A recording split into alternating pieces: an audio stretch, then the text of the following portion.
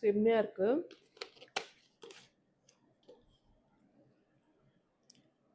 இந்த உளுந்தும் சரி கொள்ளும் சரி 2 லட்டும் அருமையோ அருமை.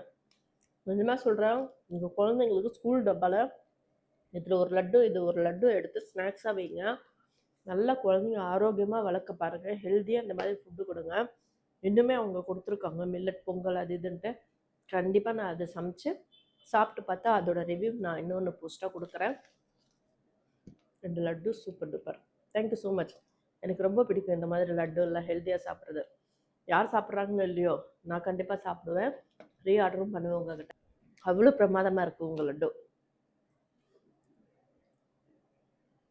சூப்பர். வாவ்.